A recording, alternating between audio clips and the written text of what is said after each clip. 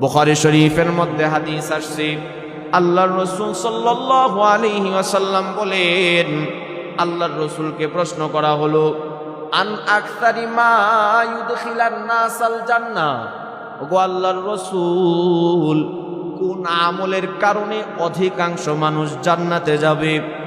আল্লাহর রাসূল দুইটা আমলের কথা বললেন, তাকওয়াল্লাহ ওয়া হুসনুল খুলুক। এক নাম্বার হলো আল্লাহর ভয়, দুই নাম্বার হলো উত্তম আদর্শ। এই দুই গুণ যাদের মধ্যে থাকবে তাদের অধিকাংশ মানুষ জান্নাতে যাবে। এরপরে আল্লাহর রাসূলকে প্রশ্ন করা হলো, আন আকসারি মা ইউদখিলান নাসান নার, ওগো আল্লাহর রাসূল, কোন আমলের কারণে অধিকাংশ মানুষ জাহান্নামে যাবে? আল্লাহর রাসূল বললেন, আল ফাম ওয়াল ফারাজ। এক নাম্বার হলো জবানের গুনাহ, দুই নাম্বার হলো লজ্জাস্থানের গুনাহ। এই দুইটা বিশেষ অঙ্গের গুনাহের কারণে অধিকাংশ মানুষ বাদান জাহান্নামে যাবে। আল্লাহ পাক পবিত্র কোরআনের মধ্যে বলেন, ওয়ালাউ কুনতা ফাজ্জান গলিজাল কলবি লানফাদ্দু মিন হাওলিক।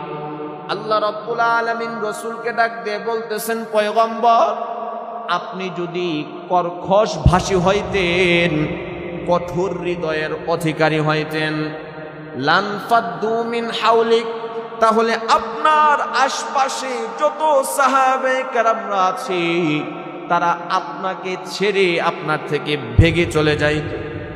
ও মুসলমান, কথাটা একটু দিলের কান দ্বারা বোঝার চেষ্টা করবেন। আল্লাহর রাসূল সাল্লাল্লাহু আলাইহি ওয়াসাল্লাম তিনি ছিলেন পৃথিবীর মধ্যে সর্বশ্রেষ্ঠ মানব, আর সাহাবায়ে কেরামরা তারা নিজের চাইতে আল্লাহর রাসূলকে বেশি মহব্বত করতেন, ভালোবাসতেন।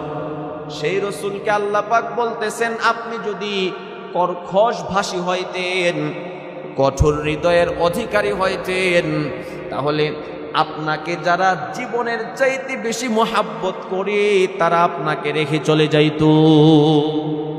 এর দ্বারা বোঝা যায় কর্কশ ভাষী হওয়া, কঠোর হৃদয়ের অধিকারী হওয়া এটা মাকবুলিয়াতের আলামত না। বুখারী শরীফের মধ্যে হাদিস আসছে, আম্মা জান আয়েশা সিদ্দিকা রাদিয়াল্লাহু তাআলা আনহা তিনি বলেন, ইন্নাল্লাহা রাফিকুন ইউহিব্বুর রিফকা। আল্লাহ রাব্বুল আলামিন তিনি অত্যন্ত কোমল এবং সর্বক্ষেত্রে তিনি কোমলতাকে পছন্দ করেন। আর রাহিমুনা ইয়ারহামুহুম